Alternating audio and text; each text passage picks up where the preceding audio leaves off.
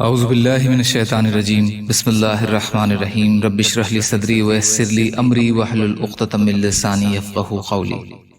دعوت اور تبلیغ کے بارے میں اللہ کے نبی صلی اللہ علیہ وسلم کی حدیثیں۔ حضرت عبادہ بن صامت رضی اللہ عنہ روایت کرتے ہیں کہ نبی اکرم صلی اللہ علیہ وسلم نے ارشاد فرمایا، جس شخص نے اللہ تبارک و تعالیٰ کی اس طرح عبادت کی کہ ان کے ساتھ کسی کو شریک نہیں ٹھہرایا، نماز کو قائم کیا، زکوٰۃ ادا کی اور امیر کی بات کو سنا اور مانا، اللہ تعالیٰ اس کو جنت کے دروازوں میں سے جس دروازے سے وہ چاہے گا جنت میں داخل فرمائیں گے۔ جنت کے 8 دروازے ہیں، اور جس نے اللہ کی اس طرح عبادت کی کہ ان کے ساتھ کسی کو شریک نہ ٹھہرایا، نماز قائم کی، زکوٰۃ ادا کی اور امیر کی بات کو سنا لیکن اسے نہ مانا، تو اس کا معاملہ اللہ کے سپرد ہے، چاہے اس پر رحم فرمائے چاہے اس کو عذاب دیں۔ مسند احمد، طبرانی، مجمع الزوائد۔ یا اللہ ہم سب کو کہنے سننے سے زیادہ عمل کی توفیق عطا فرما۔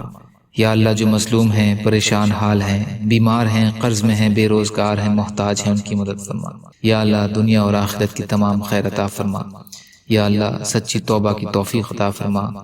یا اللہ اچھے اعمال کرنے والا بنا۔ یا اللہ برے اعمالوں سے بچنے والا بنا، صبر کرنے والا، شکر کرنے والا، اچھی طرح عبادت کرنے والا بنا۔